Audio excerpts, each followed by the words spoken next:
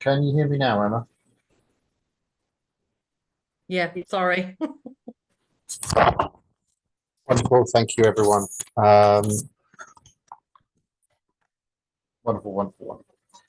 All right.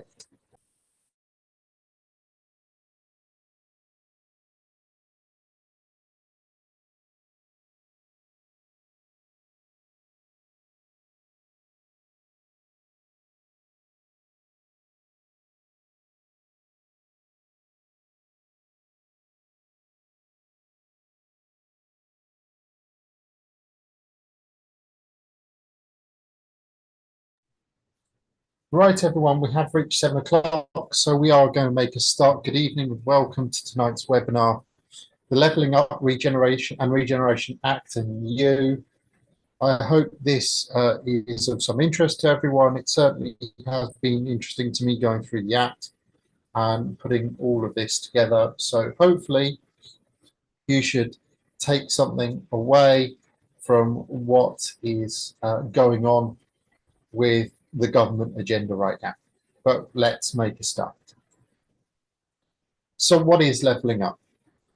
So the Levelling Up and Regeneration Act, as it now is, received royal assent on the 26th of October of 2023. That means this bill, as it was, is now an act of parliament. It got in just before the King's speech. It didn't have to be held over. Now, this bill is the cornerstone of the government's present attempts to reform, amongst other things, the planning system and to get a more responsive and effective planning regime for England.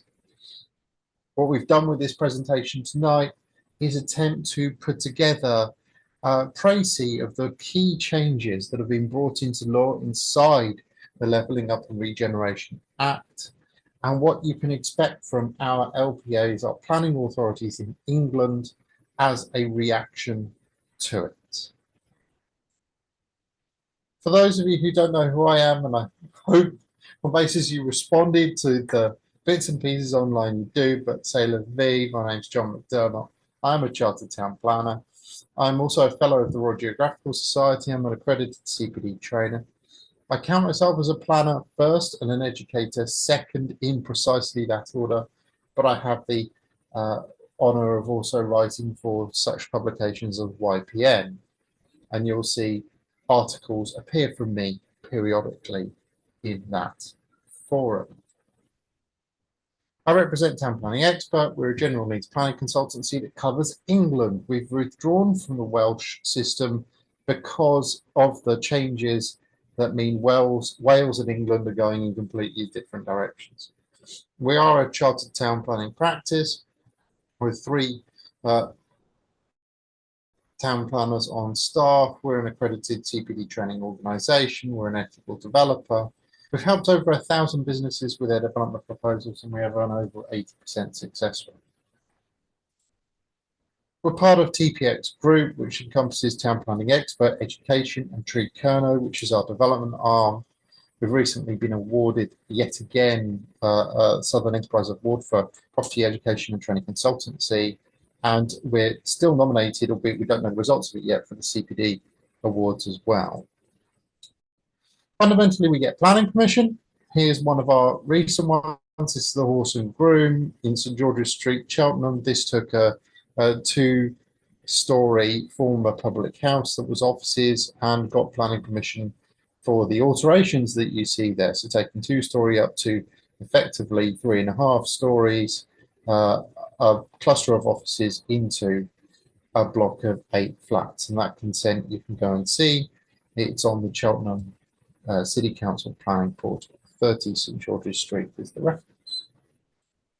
We teach planning as well through our Victory Plan course. It's a 1-day program, and the next one is in March of 2024 down here in Portsmouth.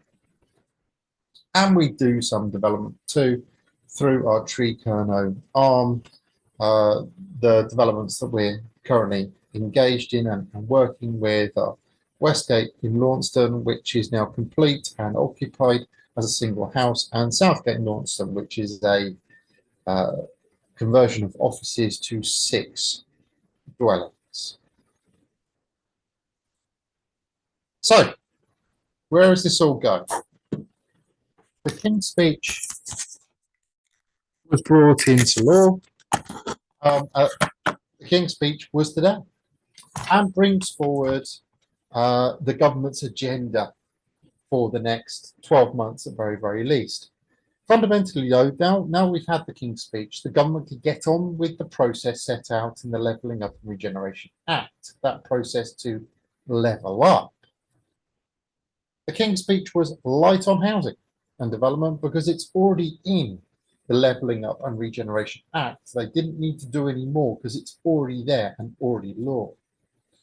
What we're going to see as a result of the King's Speech is the Leasehold and Freehold Bill, which will ban leaseholds for new houses, but not new flats in England and Wales, and the existing Renters Reform Bill, which is held over from one session of Parliament to the other. That's because they couldn't get it done in time, which will deliver a long-term ban on no-fault evictions.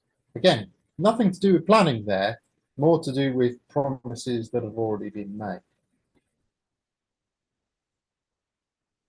In terms of levelling up, there are a number of changes that have now been brought into law with a variety of trigger dates for them, and I'll go through them as they present. The first fundamental change to our planning system is on planning data.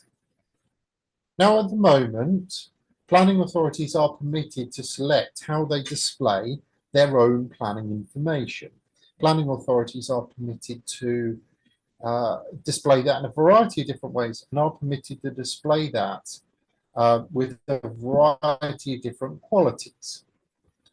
They could, for example, choose not to display objections or public consultation. They can use a variety of different systems. What Levelling Up and Regeneration Act does is level that playing field and empowers government to specify a unified planning data set for England using one common system. Now, this will be common for all parts of the English planning system. There'll also be a unified requirement, or there is now a unified requirement for all planning authorities to publish the same information in England. Now, again, this is very different to the system as presented now, where councils can make a judgment call, they can choose. This creates this unified level of data that you will see from all planning authorities in England. There'll be publication criteria that means that if you publish something as planning data, it does not infringe copyright in England. There's been a lot of argument about whether or not copyright theft applies to planning data. And certainly there's been a lot of argument as to whether or not architects are happy having plans published online because of copyright. This effectively removes that impediment. If it's published as planning data, it does not infringe the individual copyright. And then there'll be new regulations to bind councils to use this approved planning common system. Now, it's likely that the government will plumb for the common system that is used by about 70% of authorities in the country. That system is called Uniform. But that means if you're, say, Hillingdon or Harrow or some of the other London authorities, you are bang out of luck. But it remains to be seen which system gets plumbed for. The likelihood is 70% will win, and we'll see Uniform being rolled out as the common planning system for England. Moving on to development plans.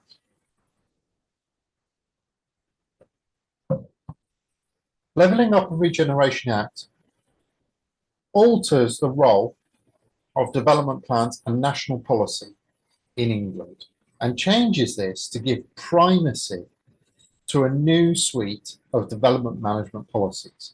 Now, these policies are defined inside of the Act, and they are anything as expressed by the Secretary of State for use as a development management policy. Now, some would say that we already have a suite of development management policies in about half of the National Planning Policy Framework.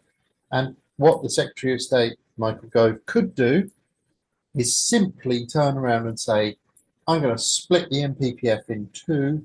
We're going to have the stuff that deals with development management, say development in Greenbelt, the exemptions as national development management policy, and we're going to have stuff that is more speculative, more theoretical as national planning policy.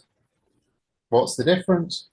Not entirely sure, but the reality is that the Levelling Up and Regeneration Act imposes primacy.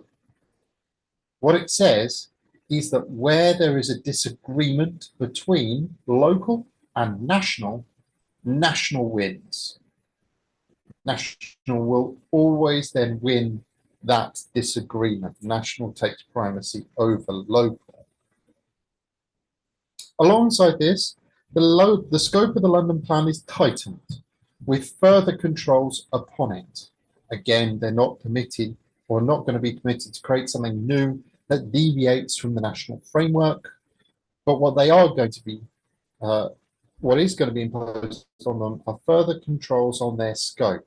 So the mayor's office can't completely go in a different direction to national policy. Neighbourhood planning as a planning activity is expanded to provide further provision for infrastructure and design specific matters. But importantly, there are breaks upon its legal scope as well. So the legal scope is defined inside Levelling Up and Regeneration Act, and there are breaks on that car, and that's quite important because some neighbourhood plans have been permitted to go beyond what would be seen as scope for a neighbourhood plan. So there are breaks now on that car as well. The London Plan and the neighbourhood planning process getting controls on how far they are permitted to go. Heritage matters. For some of you, you know that heritage is one of the things that makes me tick when it comes to planning. I do love it. However, up until this point, heritage does not exist inside of Planning Act. There's no words that relate to conservation areas or listed buildings inside of the Planning Act, because those are enshrined inside the Conservation Area and Listed Buildings Acts, Listed Building Conservation Area Act, which came along at the same time as Town Country Planning Act. Levelling Up and Regeneration Act changes that by enshrining in law a requirement for regard to be given to certain heritage assets in exercise of planning functions under a new section 58B. This requirement to preserve and enhance is then enshrined in the Act and provides for temporary stop notices in relation to listed buildings to be inserted into the Listed Buildings Act as well, with unauthorised works subject to a stop notice being made a criminal offence inside of law. This is quite important for protecting our heritage assets, especially the most special, which Britain has quite a number of. So this should really only be welcomed. Listed buildings still not to be afraid of, as long as you know what you're doing, but heritage gets this new level of protection when it comes to planning. Street votes, or street vote local development orders. This idea builds upon the existing local development order regimen that is inside of the Planning Act. A local development order is simply a local permitted development right, where a council can turn around and say, hey, you know what, this has happened so many times already, we don't really care anymore, so we are going to just allow this to happen and we're going to give a permitted development right for it. Now, fundamentally, no council has ever really granted a local development order. And so what the government is seeking to do with this part is take it outside of the hands of the council and place it into the hands of the street. In this case, street votes will be instituted by property owners inside of the street. It will be subject to a local referendum, and what it will do is create a localized permitted development order for the form of work voted for by the street. Now, there are some restrictions, of course, on what a street can provide for itself. For example, you can't just get all of the owners to say, hey, we want a tower block each, please. Thank you very much. That's not going to fly. But in terms of everyone having a larger dormer window or a mansard roof, or altering Article 4 for that street because half of the street already has PVC windows and the rest of them want it, but the council are saying no, that is more than within the scope of a street vote local development order. And so this one is relatively interesting. It remains to be seen how it will actually be accepted by people on a road and whether people will actually use it. But it's kind of an example of hyper-localism that this government is particularly fond of. There are some other consequential changes that come about from all of this that provide some interesting points that need to be reflected upon. The Crown, His Majesty, or at least his representatives, get new powers to essentially restore what is called 1884, Circular 1884. That was the idea that the Crown did not need to get planning permission and could make applications under Circular 1884 to allow development to occur. Now, this is restored under Levelling Up and Regeneration Act by a direct application to the Secretary of State for urgent Crown work. This will bypass the planning authority altogether in the form of a prior approval, but the prior approval being heard by the Minister for Levelling Up Homes, Communities and Local Government rather than the individual council in question. Alongside this, if you wish to amend a planning application, you are to be given additional powers. Now, Section 73B applications build upon case law that the government has already heard and seen, and that effectively refines the amendment process to allow for permission for substantially the same development that already has planning permission, but with greater scope for variation. What will ultimately result is, as established by case law, an application where the council is only assessing the difference, but with a drastically lower fee.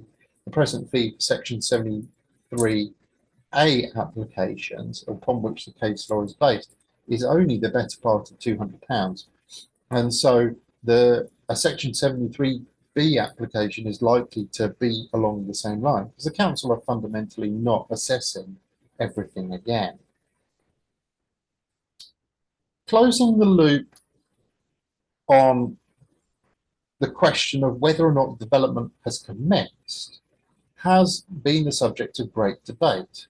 And alongside all of the other changes, the government inside of Levelling Up and Regeneration Act institutes the concept of development commencement notices.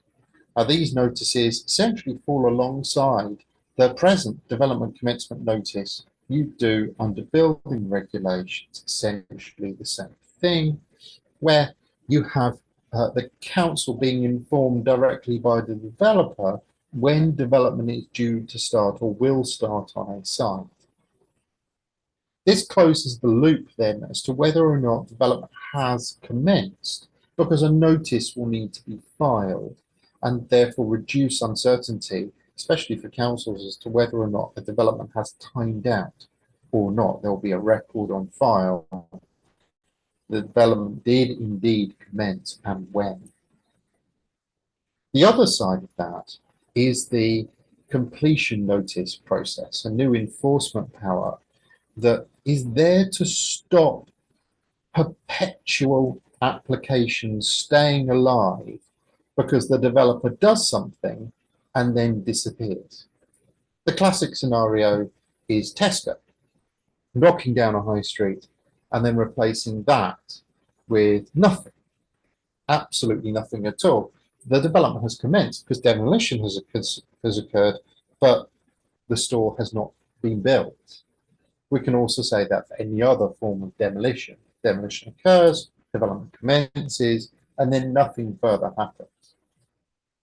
This enforcement power will then provide a mechanism for the council to effectively force the completion of development in England, and if the developer is not so minded to do so, the planning permission, the original consent, will then be terminated if the development is not, if the notice is not complied with, if the completion notice isn't complied with. That means the developer would then have to reapply for that development again. Alongside that will be a power to decline to determine applications in cases of earlier non-implementation. What this means is, and what this is designed to do, is close the loop where an applicant can effectively on the 2 years and 6 month point reapply and reapply and reapply for planning permission on the same site and effectively keep that application alive. If that occurs, if that happens, and we have habitual non-implementation, a council will be empowered to refuse to determine the planning application. So they can just say, no, we're not going to hear this now. You haven't implemented, so we're not going to determine your planning application. And that's to close that loop. As a final sort of change to how applications will be decided, a condition will be imposed on all new applications requiring development progress reports to be submitted to the local planning authority at intervals. Again, this is to allow the councils to monitor that non-implementation, or more importantly, monitor that lack of progress so that they can take action when they need to take action.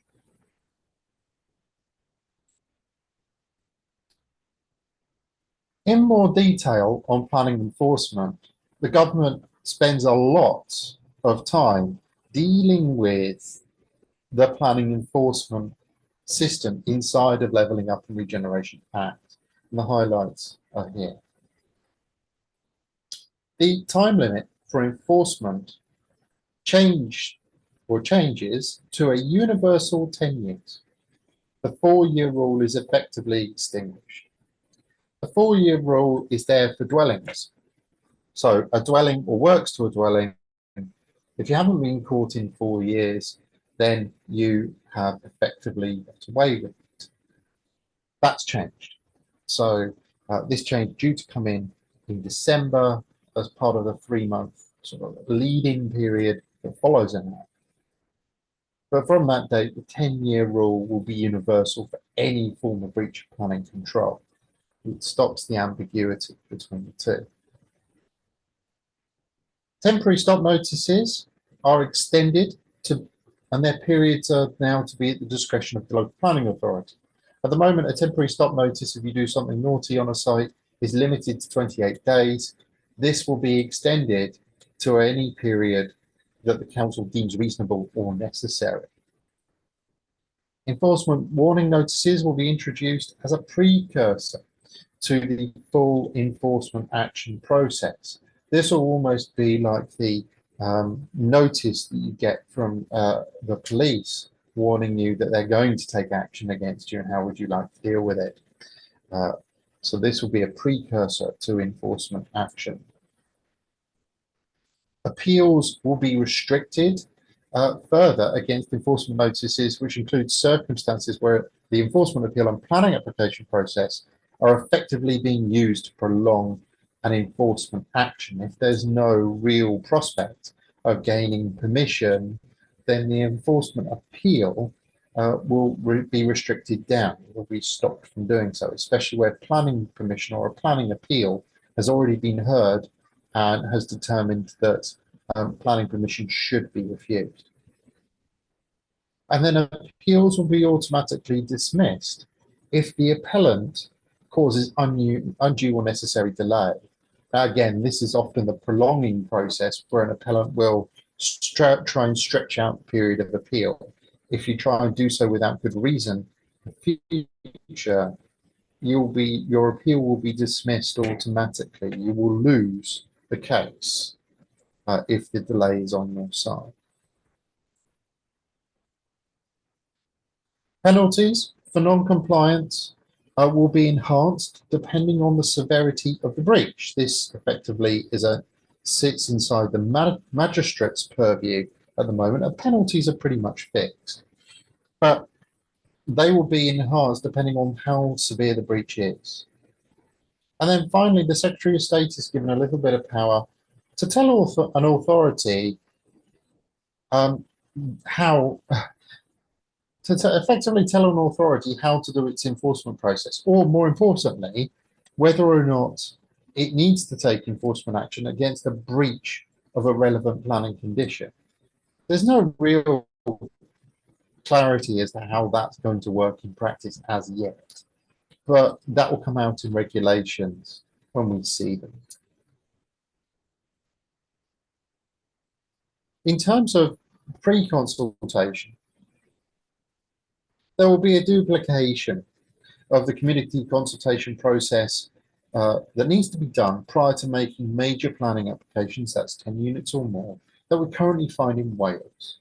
At the moment, there is a community consultation requirement in Wales under their development management order, and the Levelling Up and Regeneration Act makes provision that that will be duplicated into the British English system in the form of amendments to our own development management order.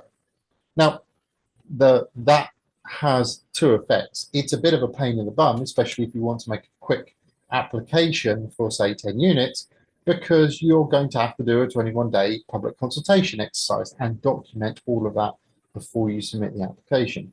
The recurse to that is that you then get comments from the statutory consultees that you wouldn't otherwise have to effectively pay for, because they will be required to give comment on these pre-applications as part of this process. Self-builders and custom-built housing gets a real reinforcement inside of the Act, with the government actually placing greater importance upon it. That's quite interesting in of itself. One always wonders whether or not some of the government's mates have been putting some pressure on and doing a little bit of politicking. But for those of us who do enjoy a bit of self-build or custom-built housing as a legitimate development option, it's a good call. The Secretary of State gets additional powers to dictate the form and content of planning applications, and this power includes the power to make provision requiring or allowing an authority to waive a local requirement. Now, again, this is about levelling that playing field rather than making things slightly easier. The Secretary of State at the moment has not a lot of power to dictate the local requirements list, for example. And certainly, local requirements in London have gone a bit bonkers, with the Mayor of London now asking whether or not your existing building is energy efficient.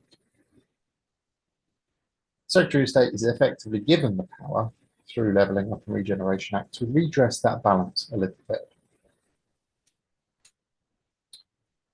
The Secretary of State is also given additional power to make regulations in respect of planning obligations and Section 106. Now, this foreshadows changes to the infrastructure levy regime that are also inside of this Act, but and effectively the eventual death of Section 106 as an effective mechanism for affordable housing. So hold your thoughts on that one just for a moment whilst we get to that particular section. Planning.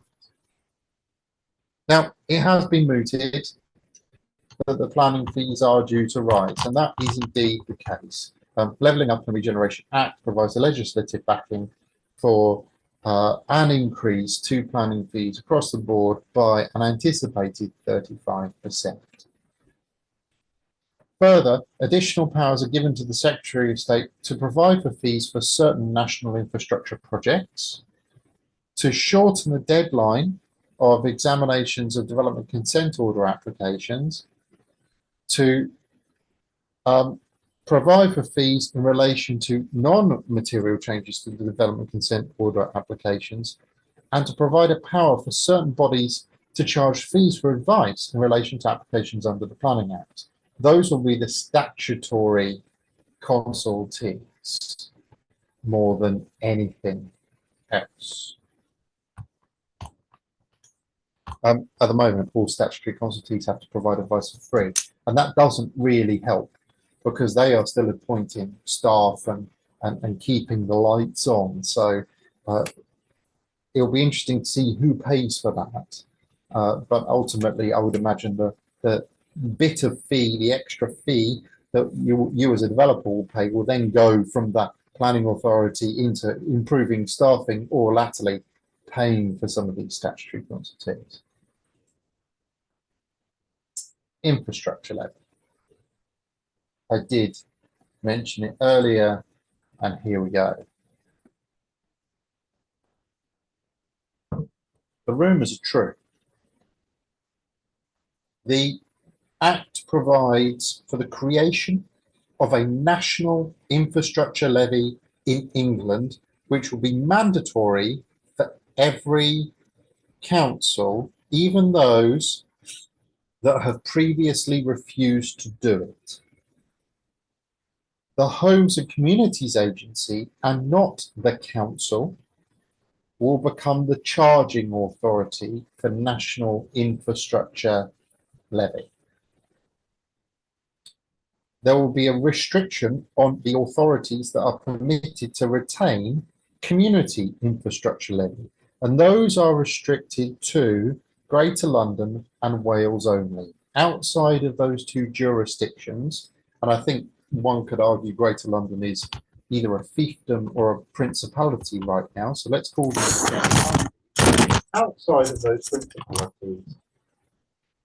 National infrastructure levy will be imposed, and the operative word there is imposed.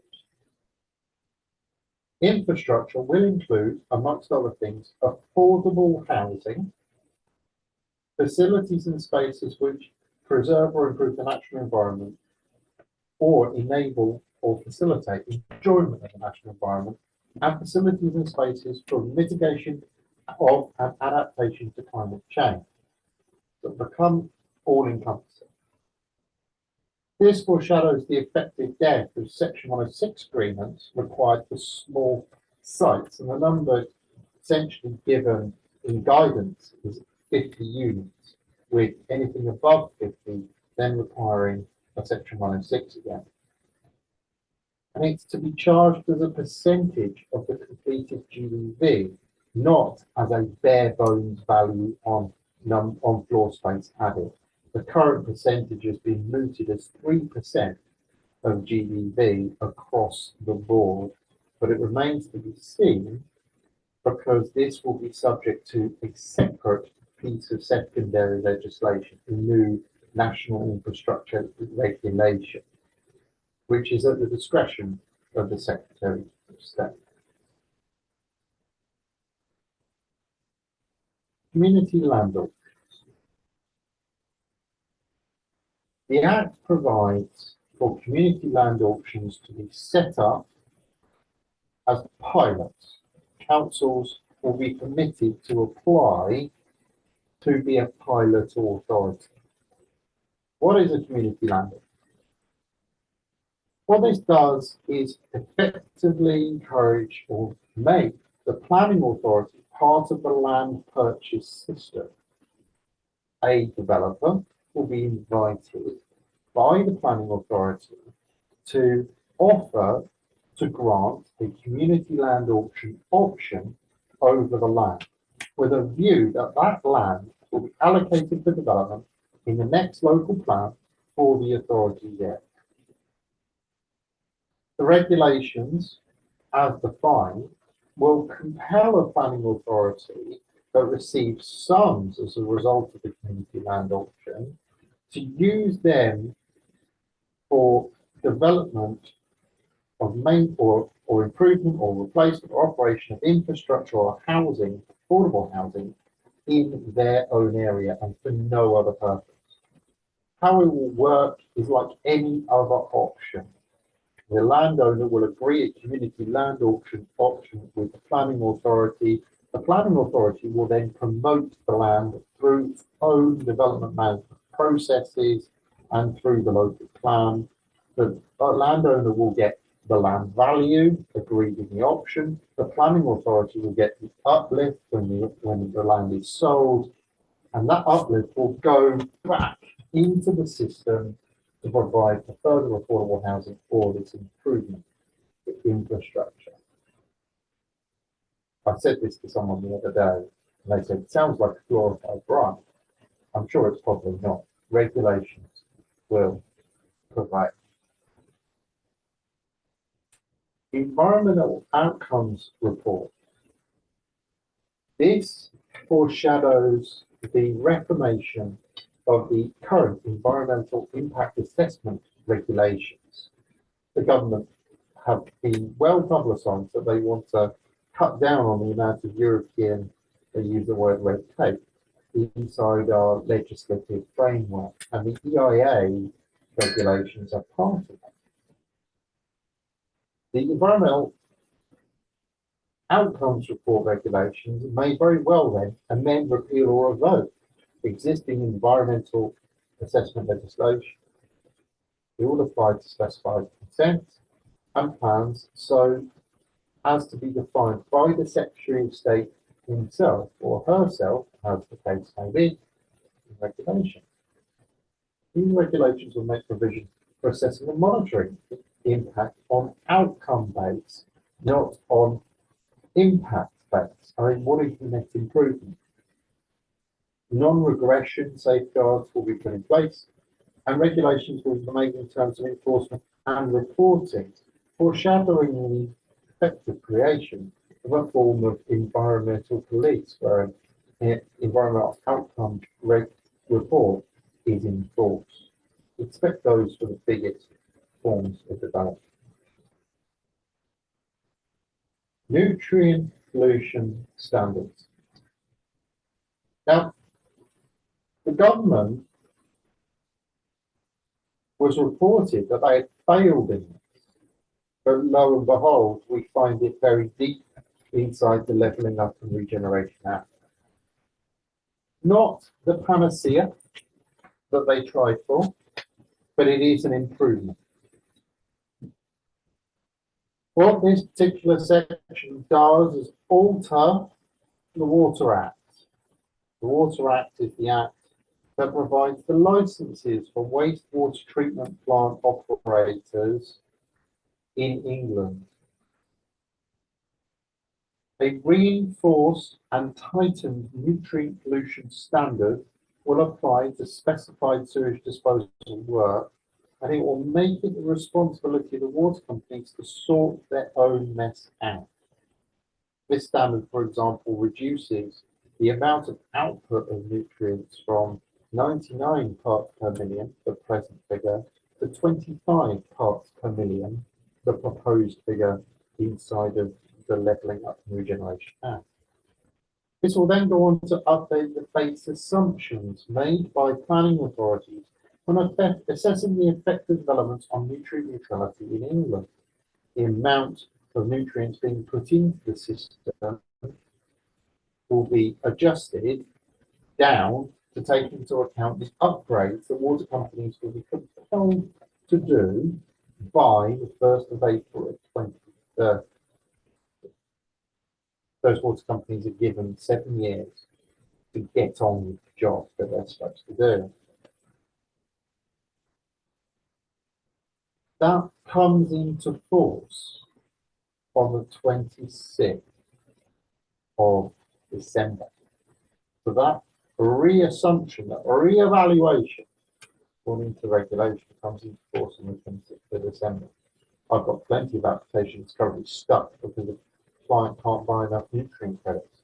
I wonder whether or not they've now bought too many as a direct result.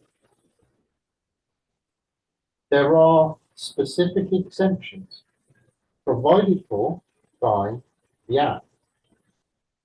If a plant, a water treatment plant, for example, deals with a small area, a population of less than 2,000, then that water treatment plant is exempt from nutrient pollution control, and any outfall into that plant is also exempt from nutrient neutrality. That's the direct effect.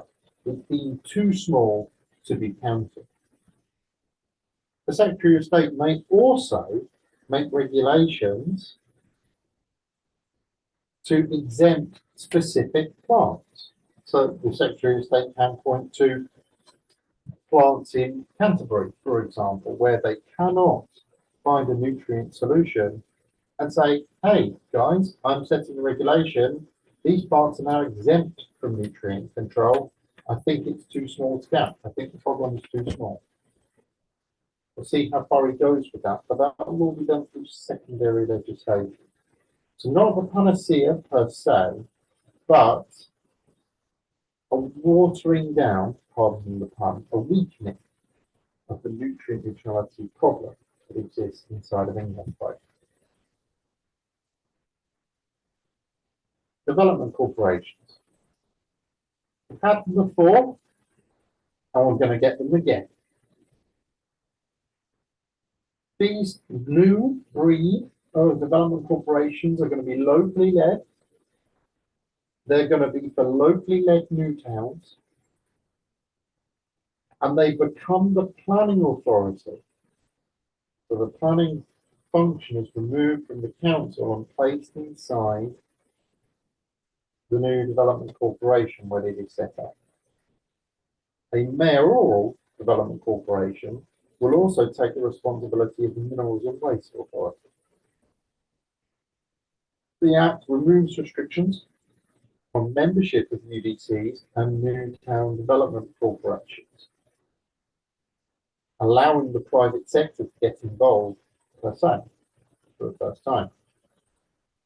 And then the provisions also remove the limits on borrowing of urban development corporations and new town development corporations, and allowing greater borrowing flexibility.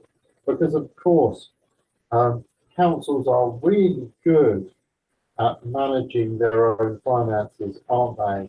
And they are really good at being property developers, aren't they? ... Woking Borough Council. That will be interesting. Let's see how well that works in practice. New regulations to follow. Compulsory purchase. Compulsory purchase is altered and is altered in a manner to prevent profiteering from planning applications. Councils will be allowed to acquire individual properties through compulsory purchase rather than areas for the express purposes of regeneration. There will be a no scheme principle in place rather than the current system, which looks at prospect of planning permission to be granted, or what the value of a planning permission is on that site. They will start from a principle now of there is no scheme, therefore there's no uplifting value. Prospects of planning permission for alternative development will only be given credence in the most extreme examples, and the powers are placed to allow those prospects to be ignored if they need to be ignored, effectively preventing the bigger legal firms from profiteering effectively from compulsory purchase by going and slapping planning applications. Vacant High Street. It's about time our government dealt with the problem of our vacant high streets. And what they propose to do is this. A new vacant high street let scheme will be brought into force in England. This will be for use on our designated high streets and town centres, and will be for use as high street uses and premises. The system will work based on long-term vacancy of property. The property must be vacant for a year. The new use must be for a local benefit, and landlords that have held property vacant for more than a year will have a restriction placed upon them when a vacant high street let notice is served that prevents them from signing a commercial lease on the property whilst that notice is in force. A local rent auction will then be set up, and the property will be let by force through that local rent auction. Planning authorities in turn will gain a new power to require the provision of information and to enter and survey the land in question. And there will be offences in place if an owner chooses to remain silent rather than looking up.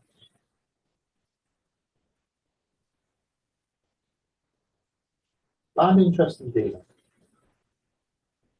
In order to make all of this work, peeling back the onion of layers of property ownership, the government has brought in through this act powers that will require and compel the provision of information relating to the beneficial ownership, the contractual ownership, and any national security interest over property in England. This will effectively peel back the layers of the onion to reveal who is funding and financing property, who is the effective beneficial owner of property where they're hiding under layers upon layers of corporation. The requirements may very well include transactional information, who has lent money to who. There'll be restrictions on the use of this information at the sole discretion of the Secretary of State, and it will be an offence for landowners if they fail to provide the information on demand. This is likely to come into force through now new land sales first, because that's the most obvious place to do it. Additional information requirements at the land registry on new transactions to peel back the layers of this onion and understand who the beneficial owner is. Service accommodation. Foreshadowing the comprehensive changes to SA and its status in English planning law, the Secretary of State is compelled by the Act to make regulations requiring or permitting the registration of specified short-term properties in England. This also enshrines for the first time a definition of short-term rental property as a dwelling or part of a dwelling which is provided by a person, the host, to another person, the guest, for use by the guest as accommodation other than the guest's principal or only residence, in return for payment, whether or not by the guest, and in the course of a trade or business carried out by the host, and any dwelling or premises which do not otherwise fall within the above paragraph, but is effectively for use as short-term rental property. This closes this loop that has existed for so many years now, with people arguing that serviced accommodation can happen anywhere, that it is exempt from planning control, and the count that is exempt from licensing, etc. Because the Secretary of State will and is now compelled by regulations and by law to make provision for the creation of a registration scheme for short-term rental property. This also foreshadows the changes to the use classes order that have been consulted upon, and we're expecting to see secondary legislation in short order now, effectively bringing forward the changed use classes order the change to the General Community Development Order and providing for this registration scheme for SA. Finally, in terms of other miscellaneous matters, historic environment records will be enhanced and there will be a duty on the planning authorities to keep them up to date. The historic environment record across the country is in an appalling state, with a variety of different qualities of information given for any given planning authority. And so ultimately, this brings everyone up to a standard or compels everyone to come up to a standard with the levelling up. But there's a review to be had on governance of RICS, and that review will be carried out by the Secretary of State. And the Health and Safety Executive is to be replaced as the Building Safety Regulator, possibly by a new organisation, which we called the Building Safety Regulator. That is essentially minor consequential matters that occur to general development, but nothing else. When does this all kick in? When is this all going to happen? Well, most of the clauses are subject to the 3-month date. So the Act provides that we're in a 3-month period where people are now going to have to get used to the idea. And on the 26th of December 2023, the Act takes force. Any clause which doesn't have or require regulations to be produced, or doesn't require the Secretary of State to make a decision, comes into force on that date. So, for example, the changes to Section 171B, the 4-year rule, arguably comes in force on the 3-month date, 26th of December 2023. Clauses which require additional regulations are keyed to a date where those regulations come into force. And so one ties to the other. Secondary legislation is required, and therefore they come into force when those regulations come live. Ultimately, it's now up to this guy, Mr. Michael Gove, or the Right Honourable Michael Gove, depending on whether you think he's right honourable or not, to bring and get his department engaged and get all this sorted out. Because the Levelling Up and Regeneration Act makes fundamental changes across the board, and it's now down to this guy to make things happen. What does this all mean for development? Well, here are some key takeaways. National planning standards, national data standards, national development management policies can act as a great leveler. We in the planning profession have been questioning for years why planning authorities seem to be required to duplicate effectively what's in national into their local policy with a local spin, when in reality they could just rely upon the national. They could just say, here are the rules for Greenbelt, this is how we deal with it. This will act as a great leveler. You won't see, for example, the local interpretation on countryside you might have in Cheshire West or Birmingham that differs from the interpretation of countryside you might see in Bristol or Plymouth or Brighton. Heritage will finally get the protection it deserves inside of the Planning Act. Whether you think that's a good thing or a bad thing, me personally as a planner, I think that's a great thing. Heritage has needed the level of statutory protection inside of the Planning Act, and that is a positive. You will be given more ways to alter a planning permission after it's been approved. Now, we're doing some of these applications right now. We've got a Section 73A, what will become a Section 73B in Cornwall. We're about to submit one in Somerset, and I'm sure others will reassert. I've done one in Kent. And they do provide a very useful tool to alter planning applications that are still live. They won't revitalize, they won't reanimate an application that's been lapsed, but they will give you more opportunities to make alterations to a live application, a live approval, post approval, without you having to argue too much about something, whether something is non-material or not. It will close the loop on infinite approvals. We've all seen them. We've all heard about them. The application that just gets reapplied for every 2.5 years because they're just trying to keep consent alive.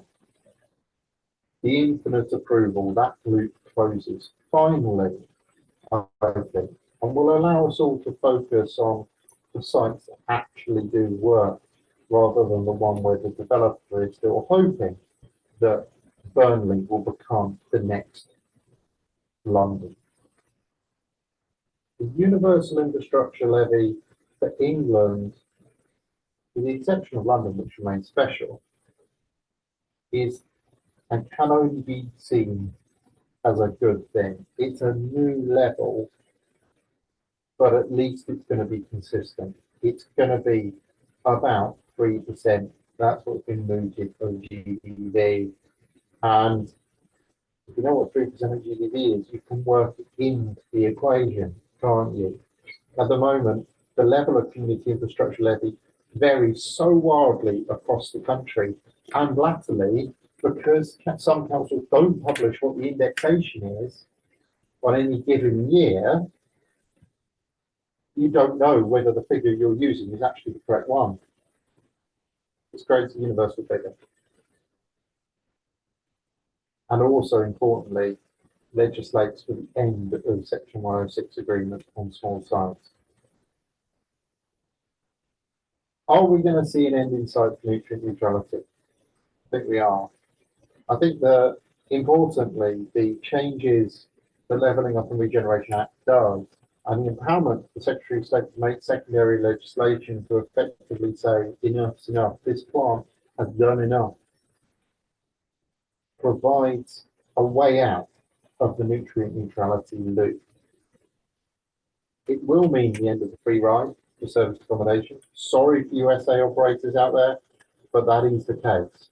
The government is legislating for it and has brought powers into force. And as I said, the Secretary of State is compelled now to make regulation. And then the government is finally legislating for the high street and dealing with long-term vacancy on sites in England. Basically, the government saying we need to use the resources that we have before we go and start building new stuff out in the countryside. There wouldn't be a webinar without me mentioning Victory, and I'm going to do. The next one is on the 2nd of March, £300 including the VAT, and you can have a look at it at tpexpert.org/victory. That's all I'm going to say about it. That ends tonight's presentation with questions. We've got plenty of time for those. So by all means, questions in the chat if you have any. We'll just have a quick refresh on some of these comments and see what people have said. But otherwise, I hope that's been enjoyable. I hope it's given you insight as to what's going on inside the planning world. Let's just have a quick nosy through the chat. Liam saying, hopefully we'll get them and not a council as a whole. I presume that's planning fees. Well, no idea. Yes, there will be a lot of planning applications for water treatment works, especially by the statutory undertakers, because they are now compelled under the changes to the Water Act to upgrade. Birmingham was a good example of an authority that should never be allowed to create a development corporation ever. And yes, some architects incorrectly use Section 73. So I still see architects trying to do a Section 73 application to extend the period of time for implementation. And they get bashed back to say, no, you're not allowed to do that. Glad it was interesting, Alexander. Thank you for the comment, Emma. Hopefully it was helpful. Right, we do have some questions. Simon asked, completion notices, will they be retrospective on current schemes? We don't have the regulation precisely yet to deal with when they're going to bite. reality is you're going to have to be dead for a year on that site before a completion notice will be considered, and you'll get forewarning of it. So you'll be given the given warning that the council has got you on the radar. Whether or not a council has enough time to go around detecting all of the sort of people who haven't completed their developments is another matter. Glad you found it interesting, Emma. Thank you for the lovely comment. Alexander, what can we expect to see in relation to SA? Similar sort of things, HMO licensing, personal property? I would imagine so. HMO licensing is a good duplicate, effectively, for them to use. Granted, it's not quite an HMO. Regulations have to be produced, but I think it will be interesting to see how far that goes and how far things progress with that. Emma, still trying to get my head around nutrient neutrality as I'm on the edge of the Canterbury debacle. Not sure I understood what is happening. Basically, nutrient neutrality gets watered down. It's still there and still live, but the Act provides a circumstance for the council to water down what they need to look at in order to allow the water authorities, in your case it's Thames Water for Canterbury, to upgrade their water treatment plants to effectively deal with nutrient problems at source, which is in the water treatment plants, not in development. This will change the assumptions and effectively require you to pay less, or require the council to find less credit rounds to deal with its own development. It makes it easier for Canterbury to fix the problem. Sorry, can I? Richard says, will there be a definition of how much work constitutes a start? There already is a definition. It's in section 56 of the Act. Foundations complete, you don't even need to do that. Trench to do the foundations is what you need at the moment. Up to DPC, again, that's a bit too much. Will it tie in with the definition in the Building Act, which is, I think is up to DPC level? No, because we already have a definition of commencement inside the Planning Act, section 56 of the Act, provides the definition of when development commences or when development starts. And so that will be, I think, where things play. Liam says, a planner's life is never easy, an easy one, eh, John? No, it's not. I'd love the government to leave the system alone for 5 minutes, but we're not going to have that. We've got a new act, so we're going to be playing with it. Emma, bless you. Always many questions. Bacon High Street Lead Scheme. Sorry, can you explain that again? I'm not sure I fully understood. No one fully understands it, to be fair, because we're waiting for secondary legislation to explain it all. But the basic precept behind it is that if you are a commercial landlord, say a pension fund, and you've decided it's cheaper for you to leave the property vacant than actually get someone in, and you leave that property vacant for a year, then the council will be able to turn to you as a pension fund and say, that's not good enough for us. We're going to forcibly let your property for you, of which you will have very little choice. And we will do all that letting for you, and you'll just have to accept it as a pension fund. The idea behind it is to allow or to force these big commercial owners to bring vacant high street property back into life with the council leading that charge. That's the concept behind it. Whether that works or not is another matter. Still on development GV, will that be the sold price, therefore the still payable post sold? Good question, Alexander. It will be a valuation done, as far as I am aware, on completion of the development, but prior to sale, and the GDV calculation will be done at that point to take into account any changes in market between development commencement and development completion. Again, that's why completion notices become a thing. And it will be payable before you sell, but in that final stage. So, and I'm sure there'll be phasing for when you can pay them. Richard, you're very welcome. Thanks for a lovely comment. Len and Joy, how long do you think we will have to wait to see the classes for SA? In reality, I, like the rest of the planning world, check legislation.gov.uk every Thursday, because planning secondary legislation is all linked to Thursday. For some reason, our secondary legislation in planning always comes out on a Thursday. It's like a photon torpedo, for those of you who know that particular Star Trek reference. It always gets delivered on a Thursday. So reality is that, wait and see. It didn't happen last Thursday, but that's because they were preparing to be prorogued. We are waiting for the next Thursday to come along, which is this week, to see if we've got new secondary legislation.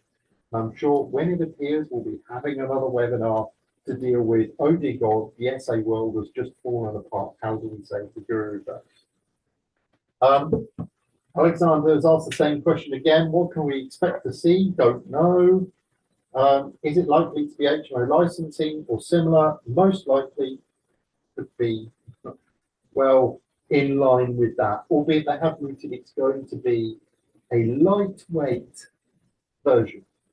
Emma, you mentioned more ways to change planning for approval. Can you give me an example? Is it easier changes on planning restrictions? So the one I've got in with Cornwall at the moment is on a listed building consent and on a planning commission, where, to be fair, the plans that were drawn by the original architect were, shall we say, not entirely accurate. And when I say not entirely accurate, when we reviewed the property, we realised the property was actually bigger on the inside than the architect told us, which is nice. And it's always lovely to have a TARDIS building, but it was bigger on the inside. And windows had moved, and other bits and pieces weren't in the right place, and they were missing an entire part of the building off the plans, things like that. The present circumstance says that you can change quite a lot. The case law is Alexander versus Secretary of State 2023. And that provides that as long as you don't change the description of development, anything else is up for grabs. You may mess around. And so, in reality, it does allow for quite a lot of changes to be brought in, with the council compelled only to assess the change, not to assess the whole application again, because the whole application, the original application, is left alone, and effectively a new application runs in parallel alongside it with the changes. So it's quite, the current case law is quite powerful, and what they're doing is effectively bringing the Act back into line with law. Liam's principal sends out her updates on a Friday morning. That's because she gets her updates on a Thursday. Everything happens on a Thursday in planning law. Are any of these changes retrospective? This is from Mario. Affecting existing planning consents? Unlikely. Anything that's in the system right now is likely to persist unless specific regulations make provision for it. I guess from Mario's point of view, he would really love community infrastructure levy and affordable housing to be revalued in London. The living one we're doing in London. If that happens, I will let you know. I've actually asked the question of another London authority as to whether or not they're going to be reevaluating the policy. Alexander's questions are actually Raj Sharp. He's borrowed a link. And Lennon Joy said the architect must have had too much workload. To be fair, I think they probably did. Any other questions before we close out for the evening? Was that helpful to everyone? Wonderful, wonderful, wonderful. So, if there's nothing else, I'll say this. This recording and the answers to all my questions, etc., will be available on the Anti-Guru YouTube channel most likely tomorrow. It'll get uploaded tomorrow for you to watch back and review, etc., etc., etc. We will also put copies of this presentation on the TP Expert website, and there will be a specific link on the website for that from the front page to be able to go and download the presentation in full. I hope it's been useful to everyone joining me tonight. and I wish you all a very pleasant evening.